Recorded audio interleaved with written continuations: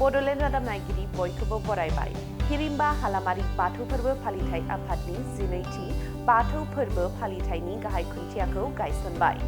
बोसोरफ्रोमबो फालिबोबाय थानाय बादिनो देग्लायबो गोथार बाथौ सानखौ गाजा गोमजायै खुंनो साखाफारा हिरिम्बा हालामारि बाथौ फोरबो फालिथाय आफादा। तामुलपुर जिल्लानि बेन्दोंआव थानाय निज दिपिली थाइगिरखारि सकनि हिरिम्बा हालामारि बाथौ थानसालियाव बर'नि गुबै धोरोम गोथार बाथौ फोरबोखौ फालिनो साखाफारा। गेवलां फोथाराव फैगौ 2026 मायथाइनि 26, 27, 28, 29, 30 आरो 31 जानुवारि खालि 12थि बाथौ फोरबो फालिथाय खुंनो थाखाय थि खालामदों। ओनसोलनि रायजो राजाफोरखौ लानानै गाजा गोमजायै खुंनो थाखाय दिनै गाहाय खुन्थियाखौ तामुलपुर ओनसोलनि समाज सिबियारि समनाथ बसुमतारीनि आखाइजों गायसननाय जायो। बे हाबाफारियाव हिरिम्बा हालामारि बाथौ फोरबो आफादनि दिदोम आफादनि आफादगिरि दैथुन बर' आरो गाहाय नेहाथारि दन्दन दैमारि, खुंगा 12थि हिरिम्बा हालामारि बाथौ फोरबो खुंफुं आफादनि मासिगिरि कामरुप बर', गाहाय नेहाथारि लोगोसे तामुलपुर जिल्ला एसटि मर्चा बिजेपिनि आफादगिरि मिदुल ब्रह्म आरो हिरिम्बा हालामारि बाथौ थानसालि बायदि बिफानाव थानाय बिबानगिरि आरो मावथि दौरि आरो रायजो राजाफोरा बाहागो लायो। 6 सानजों खुंफुंजानो गोनां 12थि बाथौ फोरबो फालिथायाव बाथौ फुजायाव बायदि रोखोमनि मेला आरो गेलेनाय फारियै भलिबल, काबादि बायदि गेलेनाय, बेनि अनगायैबो थुनलाइयारि बादायलायनाय जेरै खन्थाइ आवरायनाय, खन्थाइ लिरनाय, मोसानाय, मेथाइ खननाय बादायलायनायखौबो लानाय जादों। मिना बाजार बायदि बायदि गलाफोर होनायजों लोगोसे बर'नि माखासे मुंदांखा देंखोगिरिफोरा बे हाबाफारियाव बाहागो लागोन होननानै फोरमायदों खुंफुं आफादनिफ्राय। खुलुमबाय। हिरिम्बा हालामारि बाथौ फोरबो फालिथाय आफादा गुबुनफोराव जाबायदि फालिबोदों देग्लायबो जोङो फैबाय थानाय जि जोंहा 26 जानुवारिनिफ्राय 6 दिनिया गोथार नैथि मंगलबारखौ लोब्बा लानानै जोङो फालिनो थांगासिनो दङ। बिनिनो दिनैहाय जोङो लाइ खुन्थिया गायसनग्रोदो। जोङो बेवहाय आलासि महरै जोंहा समनाथ बसुमतारी मोनसे समनि माने दैदेनगिरि समाज सिबियारि जों बिथांखौ लिंहरनाय जादों, हांख्रायनाय जादों। दा जोङो हाबाफारि बायदि जोङो बुंनो थाङोबाथ' जोङो गुबुनफोर बोसोराव जाबायदि जोङो मा होनगोन सानफ्रोमबो जोङो खेला धुला बेफोरखौ नोजोर बोनानै जोङो सानफ्रोमबो जोङो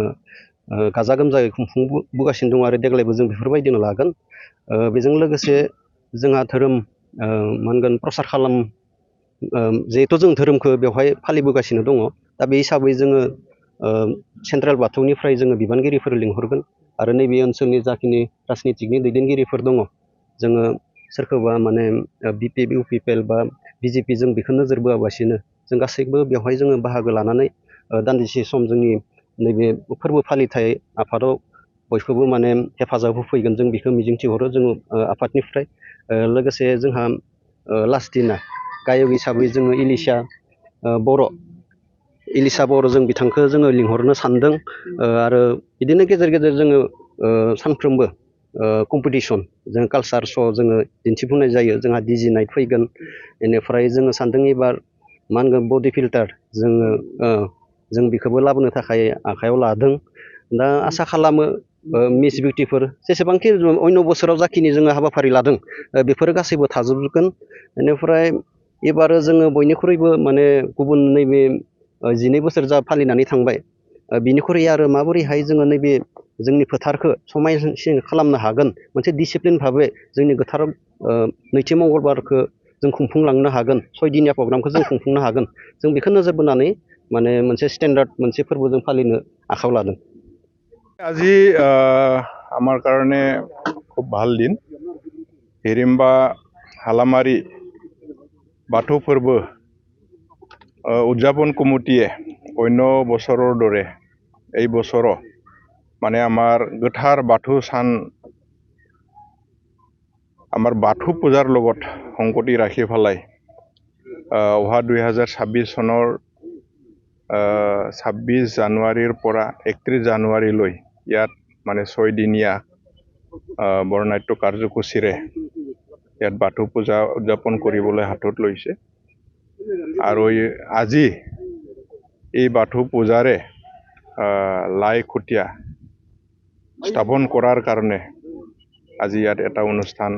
তেখেতসকলে ৰাখিছিলে। আজি ভাল লাগিছে মোক এই অনুষ্ঠানত লাই খুঁটা স্থাপন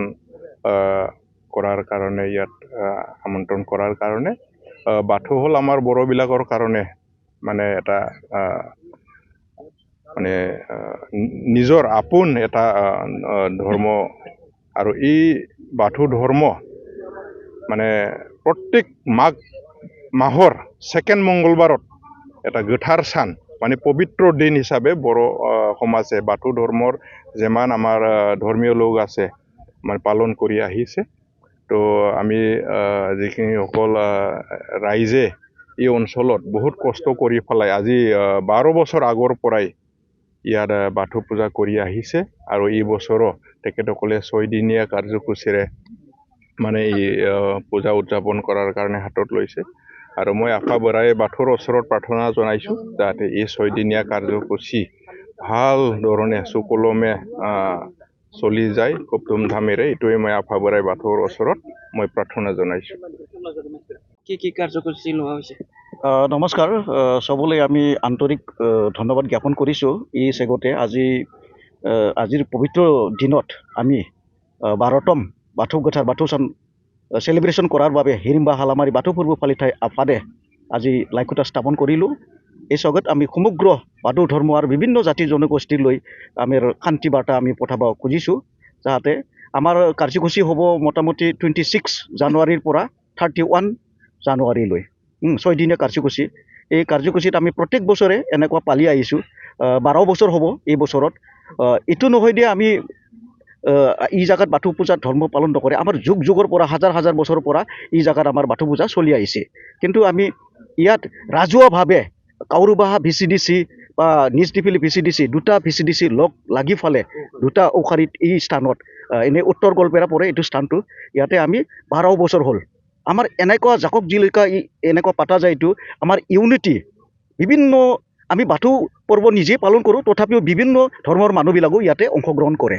অকল ইয়াতে ধৰ্ম বুলি নহয় আমাৰ ইয়াত